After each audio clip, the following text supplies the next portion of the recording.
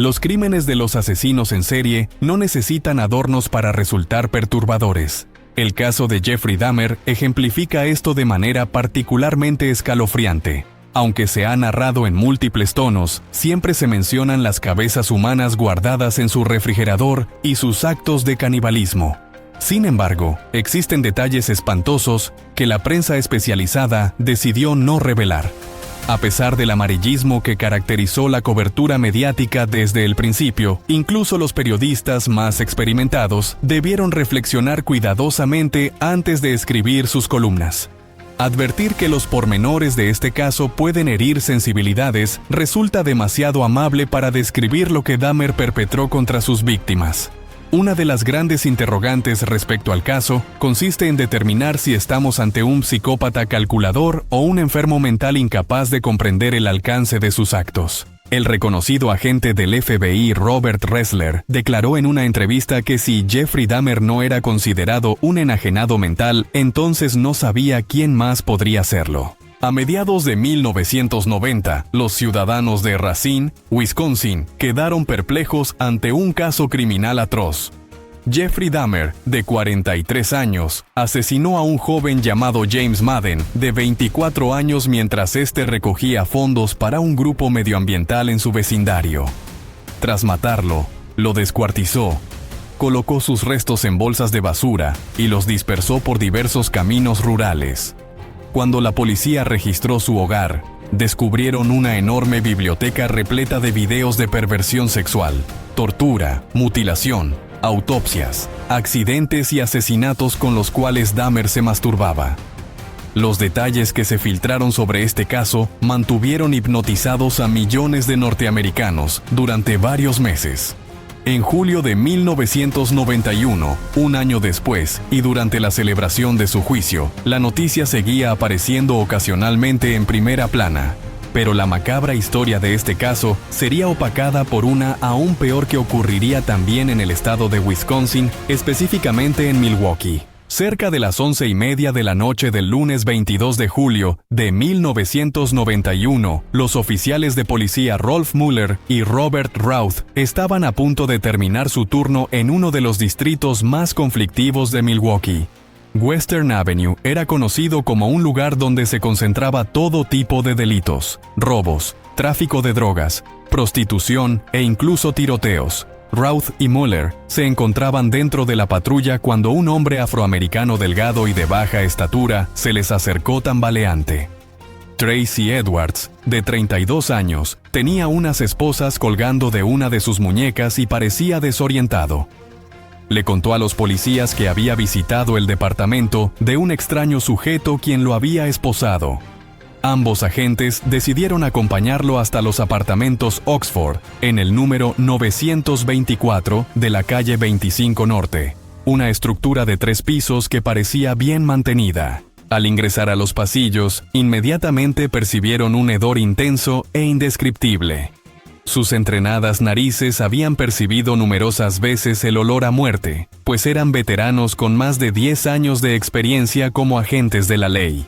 Sin embargo, la pestilencia que se podía sentir dentro del inmueble era muy extraña, y tanto Routh como Mueller no consiguieron asociarla inmediatamente con la presencia de algún cadáver en descomposición. El complejo de apartamentos Oxford era un lugar bastante tranquilo y limpio en comparación con otras edificaciones del sector. Rara vez era visitado por la policía y todos sus inquilinos eran afrodescendientes, a excepción de un extraño sujeto alto y rubio que vivía en el departamento 213, al cual todos se referían como ese blanco raro. Su nombre era Jeffrey Dahmer. Los agentes de policía golpearon justamente la puerta del departamento 213, guiados por Tracy Edwards para averiguar qué había ocurrido. Mueller y Routh creían que aquello era simplemente una discusión de pareja y que posiblemente algún juego de dominación sexual se había salido de control. Sin embargo, no estaban preparados para lo que iban a descubrir. Cuando la puerta se abrió, Dahmer miró extrañado a los agentes y los dejó ingresar sin poner ninguna excusa. El lugar estaba bastante ordenado para ser el departamento de un soltero, aunque el extraño olor del edificio parecía ser aún más intenso en el interior.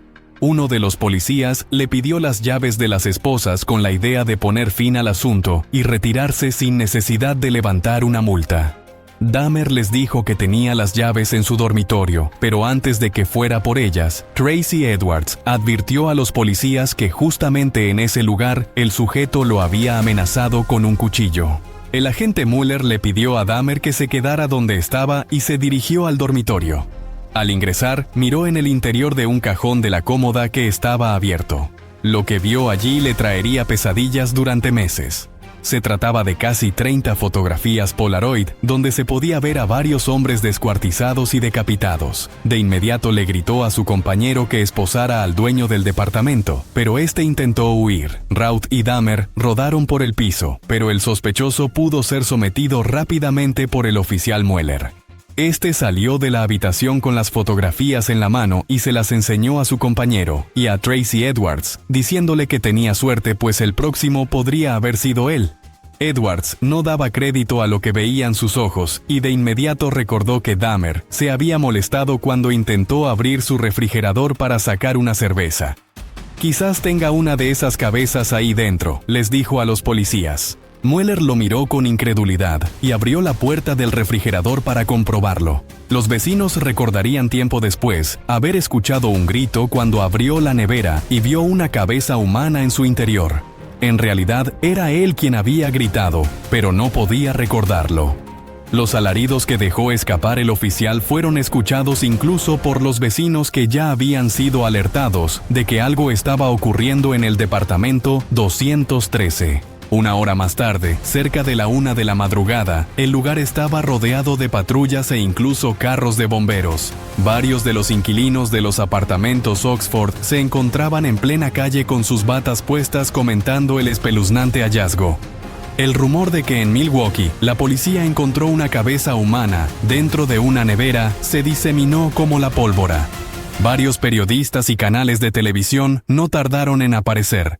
Se entrevistaba a los vecinos, quienes aseguraban que Dahmer era un tipo raro que caminaba de forma peculiar, con los brazos siempre unidos a su cuerpo y los hombros inclinados hacia adelante, pero que jamás se mostró violento o grosero. Un muchacho dijo a un reportero que lo había visto botando unas bolsas plásticas en el basurero del edificio y una veintena de gatos se le había acercado para comer algunos de los restos. Aquellos que vivían en la misma planta que Dahmer sabían que tenía una gran pecera, y el chico supuso que podía tratarse de alimento para peces. Se pensaba además que aquella pecera podía ser el origen del extraño olor, aunque el mismo Dahmer habló con el administrador del edificio después de que alguien hiciera un reclamo, asegurando que un trozo de carne se había descompuesto en su refrigerador, y por más que lo limpiaba, no conseguía eliminar la pestilencia. Una de las vecinas dijo que Dahmer abría la puerta de su departamento lo justo y necesario para entrar y salir de él, y luego cerraba rápidamente. Creyó que lo hacía para mantener su privacidad, pero por lo visto, era para que el hedor no siguiera colándose por los pasillos. También afirmaban que nunca se le vio en compañía de una mujer, por lo que los más curiosos asumieron que era homosexual. Pamela Bass, la mujer que vivía justo enfrente de Dahmer, recordaba que constantemente escuchaba el sonido de una sierra. En cierta ocasión, cerca de las 2 de la madrugada, despertó por el ruido. Golpeó la puerta del apartamento 213 y le gritó a su propietario que realizara sus trabajos durante el día, pero este no respondió. Todos estos comportamientos resultaban extraños, pero por lo visto no eran particularmente alarmantes. La gente que se cruzaba con él lo saludaba y éste les respondía cortésmente.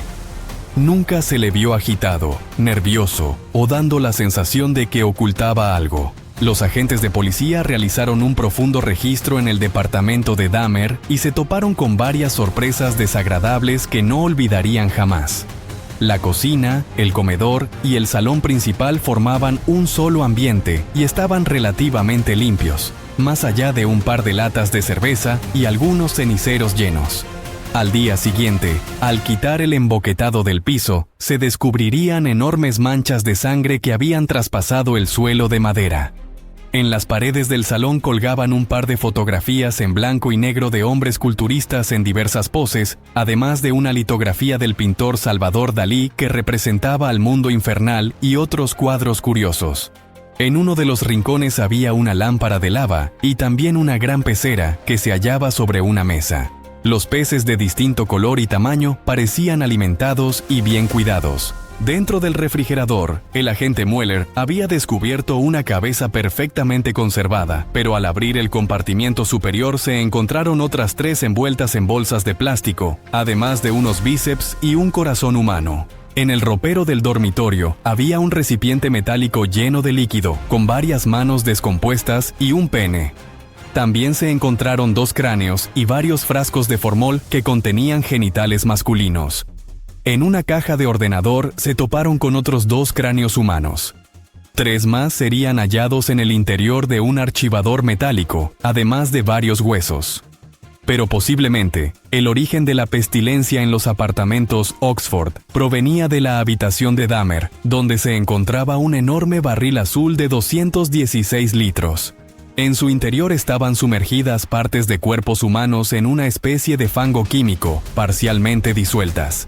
El olor de los residuos, sumado al de la descomposición, consiguió confundir a los policías y a muchos de los residentes. Además de las 30 fotos Polaroid halladas en la cajonera, también se encontró un álbum fotográfico igualmente horrendo, repleto de imágenes grotescas. En algunas de ellas, sus víctimas aparecían con vida, vestidas con un bikini de color negro y en poses sexuales. En otras yacían esposadas, desnudas e inconscientes. Las más explícitas mostraban varios cuerpos masculinos decapitados y abiertos en canal desde la garganta hasta la pelvis, completamente destripados. También había una perturbadora sesión de fotos de una cabeza humana junto a sus 2 manos y su pene. En otras, Dahmer había puesto 2 cráneos dentro de un plato junto a varios condimentos de comida y también dentro de la nevera. Otras imágenes mostraban un cuerpo completamente despellejado y un cadáver sobre la cama arqueado hacia atrás en una postura imposible. También había una fotografía de un esqueleto totalmente limpio y colgado en el baño, pero que mantenía intacta la carne de la cara, el cuero cabelludo, las manos y los pies. Además de varias latas de cerveza, películas y revistas de pornografía homosexual, sobre la cama estaba la máquina de fotos con la cual el asesino retrataba a sus víctimas. Bajo ella, los agentes encontraron el cuchillo con el cual Dahmer había amenazado a Tracy Edwards. El sospechoso ya había sido llevado al departamento de policía que, por lo demás, se encontraba bastante cerca. Mientras tanto, la cantidad de curiosos y reporteros a las afueras del edificio iba aumentando. Cerca de las 4 de la madrugada del día martes, la Brigada de Materiales Peligrosos de Bomberos se hizo presente en la escena, además de otros especialistas en manipulación de residuos tóxicos. Su misión principal era retirar el barril con fango químico y restos humanos ubicado en la habitación de Dahmer. La multitud se mostró incrédula cuando vio que 2 hombres con trajes amarillos, mascarillas y tanques de oxígeno se introducían al interior del edificio para realizar su trabajo. Parecía que se estaban adentrando en una zona radioactiva, mientras que por el inmueble aún pululaban algunas personas con ropa de dormir fisgoneando. Poco después, se escucharon un par de alaridos ahogados cuando los especialistas en manipulación de sustancias peligrosas salieron con un congelador lleno de restos humanos. Sacaron un barril con cuerpos sumergidos en ácido. Algunos agentes de policía transportaban varias cajas de cartón, una de ellas rotulada con la palabra cráneo en uno de sus costados, mientras que por otra se asomaba claramente un mechón de pelo. Los vecinos estaban conmocionados por haber convivido con semejante asesino serial que se encontraba justo bajo sus narices. Algunos de ellos ni siquiera querían volver a sus departamentos, sobre todo considerando que el hedor continuaba flotando por los pasillos. En ese momento, se ignoraba el total de víctimas de Dahmer, aunque se estimaba que podían ser 11. Más que suficiente como para que la prensa se diera cuenta de que se trataba de un caso excepcional. La noticia del hallazgo en el complejo de edificios Oxford estuvo en todas las portadas de revistas y periódicos de los Estados Unidos, causando gran conmoción. Los informativos televisivos iban actualizando el estado de la investigación hora tras hora, hasta que el nombre de Jeffrey Dahmer finalmente se filtró a los medios, quienes lo bautizarían como el carnicero de Milwaukee. Este sería el inicio de una nueva historia de asesinatos seriales en Norteamérica. Posiblemente una de las más espeluznantes y retorcidas. Aunque había intentado huir en el momento de su captura, Dahmer parecía aliviado de que lo hubiesen detenido. Sabía que no podía lidiar con sus fantasías, ni con el frenesí asesino que lo estaba consumiendo. Una vez en el departamento de policía, aceptó colaborar y ayudar en todas las investigaciones del caso. Confesó haber asesinado a un total de 17 hombres y adolescentes entre 1978 y 1991. Según sus declaraciones iniciales, a la mayoría los había drogado con cloroformo o pastillas para dormir. Posteriormente, los estrangulaba, mantenía relaciones sexuales con el cadáver y los descuartizaba. Varios de los restos terminaron en la basura, aunque las partes que más le interesaban las conservaba en su departamento. Reconoció además haber cometido actos de canibalismo. La pregunta clave era quiénes eran esas víctimas. Dahmer dijo que ignoraba sus nombres, aunque aseguró que se trataba de jóvenes que había conocido en bares gay, paradas de autobuses o librerías, a quienes invitaba a su departamento con la promesa de beber alcohol y tomarles algunas fotografías eróticas a cambio de dinero. En esos mismos instantes, varios patólogos y forenses estaban trabajando arduamente para identificar los restos. Aún no transcurrían 48 horas de la detención de Dahmer, y el caso ya estaba causando un revuelo enorme. Jeffrey Lionel Dahmer nació en Wisconsin el 21 de mayo de 1960. En 1967, él y su familia se mudaron a Bath, Ohio, donde finalmente se establecieron. Desde su infancia, Dahmer demostró ser un niño extrovertido, inteligente e inquieto, mostrando una especial fascinación por los insectos, los cuales conservaba en frascos de formol. A los 8 años continuaría experimentando con ellos después de que su padre, Lionel Dahmer, le regalara un juego de química para niños. Poco a poco su interés apuntó a animales más grandes, como ardillas, gatos, mapaches y perros. Sin embargo, no los torturaba como sí lo hacen muchos asesinos seriales en su infancia. Los animales muertos con los que experimentaba eran aquellos que encontraba en el bosque o atropellados en la carretera. Los guardaba en una bolsa de basura y los llevaba hasta su casa. Con sustancias químicas lograba blanquear los huesos y los escondía en el bosque. Disfrutaba diseccionando animales muertos y gran parte de su infancia y adolescencia la dedicaría a esta curiosa afición. El gran patio de su casa pronto se transformó en un verdadero cementerio de animales e incluso empaló algunas cabezas de perro entre los arbustos. Pero su obsesión se volvió peligrosa cuando comenzó a preguntarse cómo lucía un ser humano por dentro. Es justamente durante la pubertad que Jeffrey Dahmer se da cuenta de que le atraen los hombres. Se sentía incómodo por ello y decidió mantenerlo en secreto, porque además fantaseaba con abrir el vientre de un muchacho de su edad y observar sus órganos internos. A veces apoyaba su cabeza en el pecho de otros chicos para escucharles el corazón. De alguna forma, todo aquello lo excitaba. A los 15 años ya era un alcohólico consumado y bebía whisky en clases. A pesar de ser un solitario, de vez en cuando conseguía que un grupo de chicos le prestara atención. Una de las bromas que hacían constantemente era simular ser una persona con discapacidad mental o alguien con parálisis cerebral y escandalizar a la gente en lugares públicos. También se colaba en las fotografías de cursos a los que no pertenecía, sacando un par de carcajadas a aquellos que se daban cuenta. Su comportamiento lo catapultó a la fama como el payaso de la escuela y se hizo de un pequeño grupo de seguidores que aplaudían sus extravagancias, las cuales incluso fueron bautizadas por sus compañeros de clase como Dahmering, pero pronto terminó por aburrirlos y lo volvieron a dejar de lado. Algunas chicas lo consideraban atractivo, pero su extraña personalidad las alejaba de inmediato. Era distante, frío y con un sentido del humor sumamente grotesco. Cuando Dahmer cumplió 18 años, su familia atravesó por momentos muy complejos. Joyce, su madre, era una mujer bipolar, conflictiva y que ya había sido internada un par de veces por ataques de ansiedad. Además dependía demasiado de sus medicamentos y hasta cierto punto se desentendió de su hijo mayor. Por su parte, Lionel decidió abandonar el hogar debido a las constantes discusiones con su esposa y comenzó a tramitar el divorcio.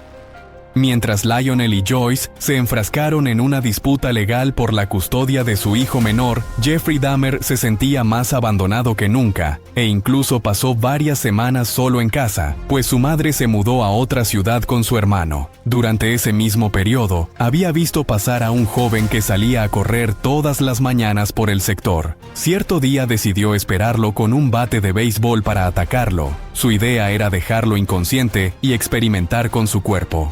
Por azares del destino, esa mañana el muchacho no salió a correr, lo que probablemente le salvó la vida. Dahmer abandonó la idea y no volvió a intentarlo. Su padre comenzó a visitarlo constantemente y parecía bastante preocupado por él. Además, intuía que su hijo era homosexual y aunque no sabía cómo orientarlo, siempre le prestó su apoyo de alguna u otra forma.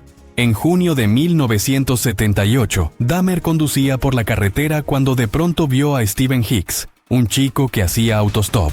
El calor durante ese verano era sofocante y el despreocupado muchacho se encontraba pidiendo un aventón al borde del camino sin su camiseta puesta. Esta había sido una de las más frecuentes fantasías de Dahmer durante años. No había leído ningún libro ni visto ninguna película, simplemente se la había inventado, y sin previo aviso esta se materializó frente a él. No dudó en detener su vehículo y se ofreció a llevarlo. Ambos se fueron conversando y congeniaron bastante bien hasta que Dahmer le preguntó amablemente a Hicks si le apetecía ir a beber unas cervezas frías y fumar un poco de marihuana en su casa. El chico accedió entusiasmado a la invitación. Estuvieron escuchando música, bebiendo y fumando hierba casi toda la noche. Y según Dahmer, habrían mantenido relaciones sexuales consensuadas. Ambos se fueron a dormir y a la mañana siguiente, Hicks decidió marcharse. Dahmer intentó persuadirlo, pero el chico declinó la oferta. Fue entonces cuando todo se salió de control y se trenzaron a golpes. Dahmer cogió una mancuerna para hacer pesas y lo golpeó en la cabeza hasta dejarlo sin sentido. Posteriormente, con la misma barra de hierro, le presionó la garganta hasta que Hicks dejó de respirar. Es posible que Dahmer se sintiera rechazado cuando Hicks decidió marcharse de su casa. Se sentía solo y no quería que el muchacho se fuera. Quería que se quedara con él, aunque fuese muerto. Posteriormente violó el cadáver de su víctima durante varios días, pero Dahmer sabía que tenía que deshacerse del cuerpo, o alguien lo descubriría tarde o temprano. Decidió descuartizarlo y guardar sus restos en bolsas de basura, aunque antes de hacerlo, se masturbó mirando sus intestinos. Tomó su vehículo y salió a la carretera durante la noche para lanzar los restos en algún bosque o sendero abandonado, pero una patrulla policial lo detuvo por conducir de manera errática. Dahmer estaba seguro de que iban a descubrir el cuerpo, pues lo llevaba dentro de varias bolsas de basura en el asiento trasero del auto, a plena vista. Sin embargo, el policía le realizó preguntas de rutina, verificó que no estuviera borracho y le puso una multa por conducir fuera de su carril. Cuando alumbró con su linterna al interior del coche, observó unos bultos y le preguntó qué llevaba ahí dentro. Dahmer, sin titubear, contestó que solo llevaba basura. El policía no realizó ninguna inspección y lo dejó ir. Sería la última vez que la suerte le sonreiría de esa forma. Dahmer volvió a casa con los restos de Hicks. No podía creer lo cerca que había estado de ser atrapado. En vista de que no volvería a arriesgarse a salir con un cadáver dentro del vehículo, decidió esconderlo en casa, bajo las tuberías del sótano. La familia de Stephen Hicks realizó una búsqueda tras su desaparición, pero no consiguieron hallar ninguna pista. Su registro se incluyó en la base de datos de la policía de Milwaukee, pero las autoridades tampoco llegaron a ninguna conclusión. Poco después del divorcio, el padre de Dahmer lo matriculó en la Universidad de Ohio, pero sus problemas con el alcohol le pasarían factura y se retiró después de cumplir solo un semestre. Al año siguiente, su padre lo convenció para entrar en el ejército, pero tras 2 años en Alemania fue dado de baja y volvió a Milwaukee. Su experiencia allí no había sido nada buena.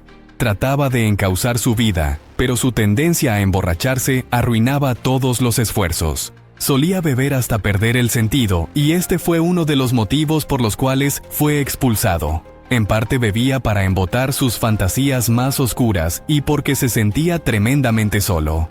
Ni siquiera conocía a otro muchacho homosexual como para conversar o compartir experiencias. Otro motivo por el cual Dahmer prefería permanecer la mayor parte del tiempo borracho eran los recuerdos de su primer crimen. Se sentía culpable y arrepentido por haber asesinado a Stephen Hicks, tanto que se prometió a sí mismo mantener un estricto celibato y comenzó a asistir a la iglesia con regularidad. Además, exhumó los restos que había escondido bajo las cañerías del sótano, destruyó los huesos hasta convertirlos en astillas y los diseminó por el bosque, como si aquello lo ayudara a liberarse del terrible secreto que lo atormentaba. Pero no fue así. En aquellos años, uno de los pocos que se preocupaba por él era Lionel, su padre. Este pensaba que su hijo era incapaz de aceptar que sentía una atracción hacia los hombres y el mismo joven parecía agradecido de ello. Sin embargo, los problemas de Dahmer eran bastante más serios que el alcoholismo o su homosexualidad. Estuvo viviendo un tiempo en Florida, pero la cosa no prosperó y tuvo que volver a Ohio. En octubre de 1981 fue detenido por conducta escandalosa y resistirse al arresto. Por aquel entonces, cuando entraba a un bar, se sentaba solo y bebía una cerveza tras otra hasta que el local cerraba sus puertas. A veces quedaba tendido e inconsciente en plena calle. También solía meterse en problemas y recibía sendas palizas. En una ocasión le rompieron un par de costillas y tuvieron que ponerle varios puntos de sutura sobre su ojo derecho. Su conducta autodestructiva no haría más que empeorar con los años. En 1982 se fue a vivir a la casa de su abuela, Catherine Dahmer, en West Allis, Wisconsin, donde permanecería los próximos 7 años. Ambos congeniaban relativamente bien. La ayudaba con los quehaceres del hogar, a limpiar el jardín y hacer las compras en el supermercado. También consiguió un empleo en el Banco de Sangre de Milwaukee. Ese mismo año, fue detenido por exhibicionismo cuando se bajó los pantalones frente a 25 personas en un parque de diversiones mientras se encontraba completamente borracho. Tuvo que pagar una multa de apenas $50. En 1985 comenzó a trabajar en Ambrosia Chocolate como mezclador. Era un trabajo estable y parecía que Dahmer podía ordenar un poco su agitada vida. Pero un año más tarde, en 1986, es arrestado y acusado de conducta lasciva tras haberse masturbado frente a 2 chicos de 12 años a las orillas de un río. Después de haber sido detenido por la policía, reconoció que lo había hecho en al menos otras 5 ocasiones y que estaba dispuesto a recibir ayuda psicológica, pues no se podía contener. Sería condenado a 1 año de cadena suspendida y tratamiento terapéutico. Poco tiempo después comenzó a frecuentar saunas para homosexuales donde los clientes tenían sexo consensuado de forma rápida y ocasional, entrando a habitaciones privadas. Pero Dahmer drogaba a sus parejas y abusaba de ellas cuando estaban inconscientes. Por este motivo le prohibieron la entrada, sobre todo cuando uno de sus acompañantes estuvo en coma durante casi 10 días después de haber sido drogado. No se levantaron cargos en su contra porque la gran mayoría de los hombres que asistían a ese lugar y que fueron víctimas de Dahmer no querían exponer públicamente su vida sexual. En noviembre de 1987, Dahmer conoció en un bar para homosexuales a Stephen Tuomi, de 24 años de edad. Pasaron la noche en un motel y a la mañana siguiente el joven estaba muerto. Dahmer insistió en que ambos estaban borrachos y que cuando despertó, Tuomi estaba tendido en la cama con la boca llena de sangre. Lo había asesinado pero no recordaba cómo ni por qué. Asustado, salió a comprar una enorme maleta en un centro comercial cercano y puso el cadáver dentro antes de pedir un taxi y dirigirse a la casa de su abuela. Llevó el cuerpo hasta el sótano y abusó de él durante varios días antes de descuartizarlo y tirarlo por partes en el bote de basura. 2 meses más tarde conoció a un chico de 14 años llamado James Doug Stator, a las afueras de un club gay. El muchacho le dijo que era mayor de 18 y Dahmer le ofreció dinero para que se dejara tomar unas fotografías eróticas en el sótano de la casa de su abuela. Es allí donde lo drogó con somníferos. Lo estranguló y abusó de su cadáver para luego descuartizarlo y lanzar los restos en bolsas de basura. En marzo de 1988, Richard Guerrero, de 25 años, correría la misma suerte. pero la licenciosa vida de Dahmer estaba incomodando a su abuela. Invitaba constantemente a hombres a la casa y se encerraban en el sótano para alcoholizarse y mantener relaciones sexuales. Poco después, encontró un maniquí en la habitación de su nieto, el cual utilizaba para masturbarse. Cansada de la situación, habló con su hijo Lionel para que presionara a Jeffrey y lo obligara a buscar un departamento. El 25 de septiembre de ese mismo año, Dahmer se mudó a un sencillo edificio donde no se asentaría durante mucho tiempo. De hecho, apenas transcurrirían 24 horas antes de que se metiera en problemas. Le ofreció dinero a un chico de 13 años para que se dejara tomar unas fotografías y lo llevó hasta su departamento. Allí lo drogó echando somníferos en una taza con licor de whisky, le desvistió y le acarició el pene. Asustado por la situación, el muchacho salió corriendo del lugar. Horas después, sus padres notaron que algo estaba mal cuando lo vieron chocando con las paredes. Al día siguiente, un par de agentes de policía detuvo a Dahmer en su puesto de trabajo en Ambrosia Chocolate. A pesar de que el acusado reconoció que el chico había ido hasta su departamento, negó haber abusado de él o haberlo drogado. Explicaría que se encontraba con un tratamiento para el insomnio y que posiblemente le había servido el trago en una taza sucia con residuos del somnífero prescrito.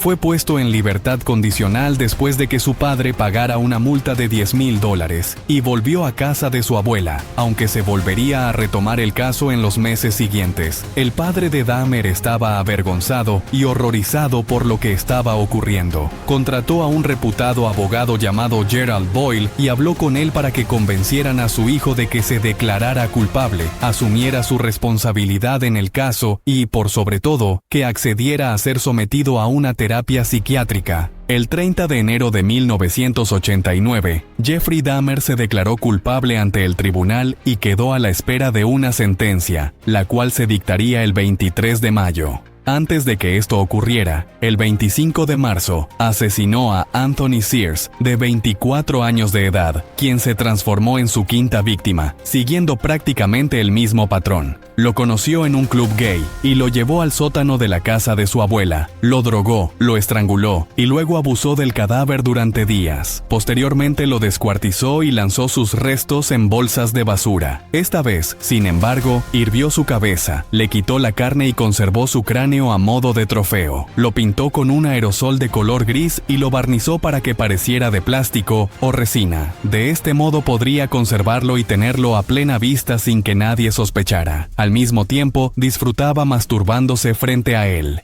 Tanto Lionel Dahmer como el abogado Gerald Boyle estaban de acuerdo en que el comportamiento de Jeffrey y sus antecedentes no pronosticaban nada bueno. Los psicólogos que entrevistaron a Dahmer por aquel entonces coincidían en que se trataba de alguien que acumulaba mucha ira y tenía problemas con su sexualidad. Advirtieron además que no mostraba interés en rehabilitarse de su alcoholismo y era posible que reincidiera. Pero una vez que se presentó ante el juez, su capacidad de manipulación salió a relucir en todo su esplendor. Aseguró que estaba completamente arrepentido de lo que había hecho, que sabía que merecía un castigo ejemplar y que gran parte de sus problemas eran motivados por el consumo excesivo de alcohol. Dijo también que estaba dispuesto a recibir una sentencia, pero suplicó que lo dejaran seguir asistiendo a su empleo o le destruiría la vida. También se mostró abierto a recibir ayuda psicológica y psiquiátrica, pues insistió en que quería cambiar y nunca más cometer un acto semejante. Por lo visto, su discurso funcionó mejor de lo esperado, pues el juez, en vez de mandarlo directamente a la cárcel, lo condenó a 5 años de presidio en un centro de rehabilitación con permiso para asistir a su trabajo en Ambrosia Chocolate. Se le ordenó buscar ayuda psicológica, realizar un tratamiento para su alcoholismo, presentarse mensualmente ante el oficial encargado de su caso y evitar cualquier contacto con menores de 18 años. 10 meses más tarde, y aunque su propio padre intervino para que no le dieran la libertad anticipada, Jeffrey Dahmer consiguió conmover al juez por medio de una carta en donde aseguraba haber cambiado. El 2 de marzo de 1990, Dahmer volvió a la casa de su abuela. Esta lo recibió pero con la condición de que se pusiera a buscar inmediatamente otro lugar donde vivir. 2 meses más tarde, se mudó al 213 de los apartamentos Oxford en la calle 25 Norte. Sería justamente aquí donde perfeccionaría sus técnicas asesinas y las elevaría al extremo de lo grotesco. Como era de costumbre, frecuentaba bares para homosexuales y convencía a jóvenes de que posaran para algunas fotografías eróticas en su departamento. Una vez que estaban allí, los drogaba y estrangulaba con sus propias manos o con un cinturón de cuero que compró exclusivamente para ese propósito. Pero en vista de que ahora vivía solo y tenía toda la privacidad del mundo, decidió experimentar aún más con sus víctimas. Abusaba sexualmente de ellas cuando estaban muertas y luego las fotografiaba en distintas poses. También las abría en canal y se excitaba con el calor que emanaba de las entrañas. De hecho, se masturbaba entre los intestinos de los cadáveres. También sacaba fotografías del proceso de descuartizamiento y luego las guardaba en un álbum de fotos. Algunas de estas imágenes se notaba un deliberado intento por parte de Dahmer de ser artísticas, aunque solo consiguieran evidenciar lo terriblemente enfermo que estaba. Comenzó a hervir las cabezas dentro de una olla para retirar la carne más fácilmente y guardaba los cráneos en su habitación, ante los cuales se masturbaba. Preservaba penes en frascos de formol y los pintaba color carne si estaban demasiado descompuestos. En el caso de Ernest Miller, lo despellejó y se comió sus bíceps porque los encontró grandes y quería probar el canibalismo. Evidentemente, el departamento de Dahmer expelía un hedor insoportable y él estaba consciente de ello. Arrojaba cuanto podía en el basurero del edificio, pero varias partes humanas continuaban escondidas dentro de su vivienda. Fue entonces cuando compró un barril y lo llenó de ácido con el objetivo de disolver los restos y lanzarlos por el inodoro. A pesar de que esto solucionó en parte el problema de la acumulación de cadáveres en el piso de Dahmer, la fetidez podía sentirse en todo el pasillo del edificio. Si bien los asesinatos sistemáticos de Dahmer se estaban volviendo rutinarios y tenían un patrón prácticamente idéntico, en cierta ocasión asesinó a un chico de 22 años llamado David Thomas, por el cual no se sentía atraído sexualmente. Lo llevó a casa, lo drogó, lo asesinó y destrozó su cadáver mientras le tomaba fotografías para posteriormente tirar sus restos a la basura. No mantuvo relaciones sexuales con el cadáver y tampoco conservó nada de él. Al mismo tiempo, comenzó a experimentar con sus víctimas de formas atroces. Después de drogarlos y mientras aún estaban con vida, les hacía un agujero en el cráneo con un taladro. Les inyectaba ácido clorhídrico o agua hirviendo directamente en el cerebro con una jeringuilla, con la idea de transformarlos en zombies sin voluntad. En el fondo, deseaba mantenerlos vivos y poder abusar sexualmente de ellos sin encontrar oposición. Solo uno consiguió sobrevivir más de 2 horas a estas dolorosas trepanaciones. El sadismo de Dahmer ya no solo se limitaba a lo físico. Varios padres de las víctimas contaron a los investigadores que recibieron llamadas anónimas en donde un sujeto les decía que sus hijos estaban muertos. Tras su captura, el mismo Dahmer reconoció haber realizado las llamadas. Los números los había conseguido en las notas de prensa que informaban sobre las desapariciones. El 27 de mayo de 1991, cerca de las 2 de la madrugada, una llamada al 911 alertó a la policía de la presencia de un chico que vagaba completamente desnudo por la calle, aparentemente herido. Cuando un par de agentes se presentaron en la escena, se dieron cuenta de que no podía mantenerse en pie ni tampoco hilar palabra. El informe policial decía que solo presentaba una pequeña herida en una de sus rodillas, pues según testigos, se había tropezado. Jeffrey Dahmer, que había ido a comprar unas cervezas, se acercó al lugar y dijo que el muchacho era su huésped y que simplemente estaba borracho. Se presentó una ambulancia y los paramédicos que lo revisaron no consideraron necesario ingresarlo a un hospital, por lo que se retiraron a los pocos minutos. Los policías acompañaron a Dahmer hasta el departamento 213 para verificar si era cierto que ambos se conocían. Al ingresar, el chico se sentó en uno de los sillones por su propia voluntad.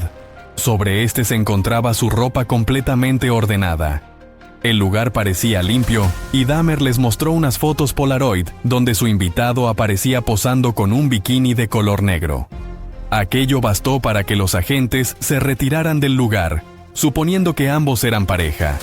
Pero algo iba terriblemente mal. Dahmer le aseguró a la policía que el joven tenía 19 años, cuando en realidad solo tenía 14. Este hecho sería tremendamente criticado una vez que el caso salió a la luz. Ninguno de los agentes había pedido los documentos para certificar la edad del menor y prácticamente lo entregaron en bandeja al asesino, quien lo estranguló pocos minutos después de que se retiraran del lugar. Tampoco revisaron los antecedentes de Dahmer, lo que podría haberlos alertado. A pesar de haber percibido la pestilencia del departamento, no se les ocurrió hacer un registro. Hubiese bastado con mirar bajo su cama para encontrar el cuerpo de Tony Hughes, otra de sus víctimas, que llevaba 3 días descomponiéndose. Y lo peor de todo, la víctima, Conerak Sintasomphone, de origen laosiano, era hermano del chico que fue drogado y abusado por Jeffrey Dahmer en 1988. La incompetencia policial había propiciado una terrible coincidencia que, por lo demás, traería graves secuelas. Las últimas semanas en las que Dahmer estuvo en libertad fueron dramáticas.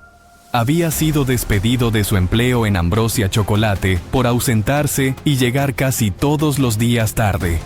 Estaba tremendamente deprimido y acudía con poca frecuencia a sus citas con la psicóloga que lo atendía por ordenanza judicial tras su juicio por abuso sexual. Había perdido peso, estaba bebiendo demasiado y temía que lo desalojaran porque no tenía dinero para seguir pagando el arriendo. 2 meses más tarde, el 22 de julio, todo acabaría. Dahmer se había cobrado un total de 17 vidas a lo largo de 13 años, pero estuvo a punto de ser sorprendido en demasiadas ocasiones. Aquello parecía ser algo más que simple buena suerte. Para la comunidad afroamericana y asiática, a la cual pertenecía gran parte de las víctimas, la culpa era de la policía. Los problemas raciales en Milwaukee no eran algo extraño, pero cuando todo quedó al descubierto, la situación se volvió insostenible. Varios agentes fueron dados de baja, en especial los que estuvieron involucrados en el tremendo error que se cometió en el caso de Conerak Sintasomphone. Aún así, nadie estaba satisfecho. De las víctimas, 10 eran afroamericanos, 3 caucásicos, 1 oriental, 1 nativo americano y 2 hispanos. En total se encontraron los restos de 11 personas en el departamento 213 del edificio Oxford. Rápidamente, el caso de Dahmer se convirtió en un verdadero dolor de cabeza para los investigadores. Más allá de los terribles errores cometidos, este amenazaba con volverse aún más grande de lo que parecía. El 27 de julio de 1981, Adam Walsh, un niño de solo 6 años de edad, fue raptado desde un centro comercial en Florida. Su cabeza decapitada sería encontrada en un drenaje junto a la autopista. Este es posiblemente uno de los casos criminales más controversiales de todo Estados Unidos, y el revuelo que se generó cuando se descubrió que Dahmer vivía en Florida cuando Adam Walsh desapareció causó una gran conmoción. Hasta ese momento se ignoraba quién había asesinado al menor y muchos comenzaron a sospechar de Dahmer, aunque éste lo negó todo. De hecho, existían evidencias de que estuvo en el centro comercial el mismo día que el chico desapareció, en otra macabra coincidencia. Años más tarde se probaría que no solo Dahmer estuvo merodeando en el centro comercial ese día, sino otro famoso asesino serial, Otis Toole. Tras su detención, Toole se declaró culpable del asesinato de Adam Walsh, aunque posteriormente se retractaría. Para el padre del niño, John Walsh, que posteriormente se convertiría en el creador y anfitrión del programa estadounidense America's Most Wanted, Otis Toole fue quien asesinó a su hijo. Aún así, las dudas persisten.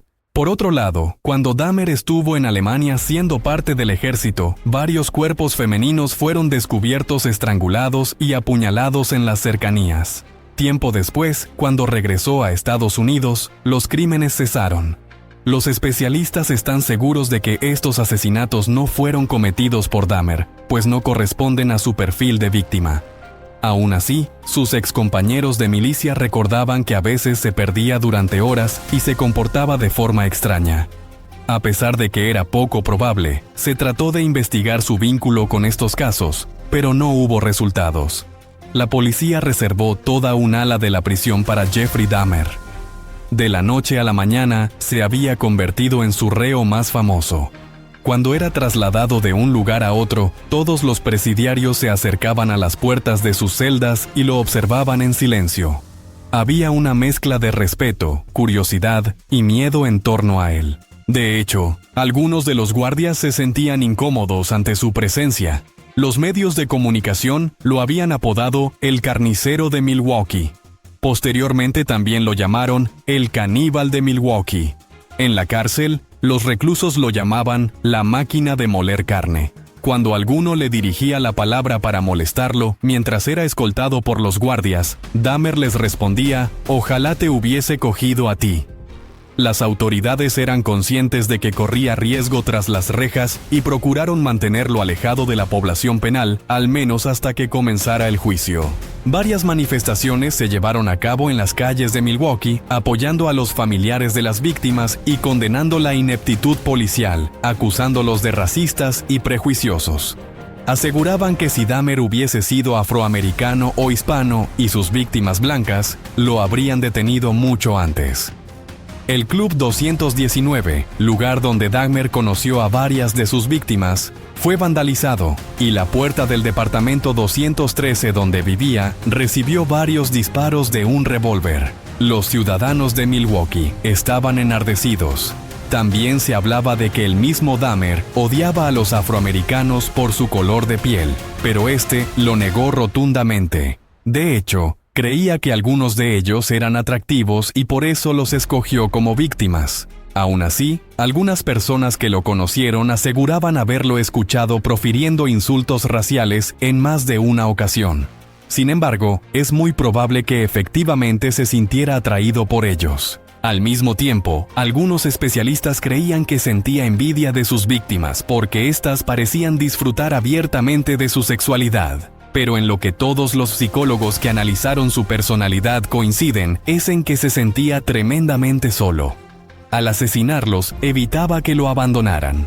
Al comer parte de sus cuerpos, se quedaban perpetuamente dentro de él. Conservando sus restos en frascos de formol o dentro de su refrigerador, le pertenecían. Por medio de las fotografías Polaroid podría recordarlos cuando quisiera.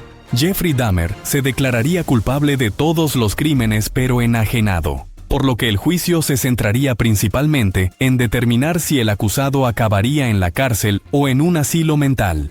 El proceso comenzaría el 27 de enero de 1992. Los pasajes más dramáticos del juicio fueron las revelaciones de Dahmer frente a los familiares de las víctimas. Por muy doloroso que fuera, querían saber el cómo y por qué habían muerto sus hijos o hermanos, lo que resultó tremendamente desagradable y traumático. Los detalles eran realmente grotescos. Más allá de lo espantoso de los crímenes, quizá lo único que sirvió de consuelo fue el hecho de que la mayoría de las víctimas de Dahmer murieron estando inconscientes. Para el asesino, la diversión comenzaba cuando ya estaban muertos, por lo que no prolongaba el proceso, a excepción de aquellos que fueron sometidos a la trepanación y la inyección de ácido en el cerebro. En su ánimo por colaborar con el caso, Dahmer trató de no ocultar ni omitir ningún detalle. Pronto lo espantoso de las confesiones comenzó a afectar a quienes estuvieron presentes en el proceso. Integrantes del jurado se sintieron indispuestos y acusaron sufrir pesadillas durante las noches. Pero algunas singularidades dejaban entrever que hasta cierto punto Dahmer estaba haciendo gala de un sentido del humor muy retorcido. Asistió a una de las audiencias con la camisa de una de sus víctimas. También explicó que usaba lentes de contacto de color amarillo, pues era admirador del emperador de la saga de películas Star Wars, y al mismo tiempo estaba obsesionado con la película El Exorcista 3, donde también hay una escena que hace alusión a una mirada demoníaca de ojos amarillos. Se pudo demostrar que Dahmer llevaba trozos de cadáveres e incluso cabezas cercenadas a su trabajo en Ambrosia Chocolate y que las ocultaba en su casillero. Aquello no parecía tener sentido y fue parte de la evidencia que presentó la defensa para plantear que el acusado estaba enfermo y no era un psicópata frío y calculador. Varios de los excompañeros de trabajo de Dahmer aseguraron que a veces llevaba sándwiches de carne y se negaba a compartirlos. A la única persona que le dio uno de estos sándwiches fue a su vecina del edificio. Pamela Bass, la mujer que le pidió que dejara de hacer ruido con su sierra. Hasta el día de hoy, Bass ha preferido no saber si se trataba efectivamente de carne humana, a pesar de que el mismo asesino le pidió que lo visitara a la cárcel para aclarárselo. En un principio, Dahmer aseguró que había cometido canibalismo en una sola ocasión, pero posteriormente se retractó. De hecho, realizó varias recetas con diversos condimentos, y en su nevera, además de las cabezas, se encontraron empanadas de carne humana. Poco antes de haber sido apresado, tenía planeado crear una especie de altar donde quería poner 2 esqueletos completos y 10 cráneos sobre una mesa negra, además de inciensos y luces decorativas. Si bien se consideraba ateo, mostró interés por las ciencias ocultas en más de una ocasión.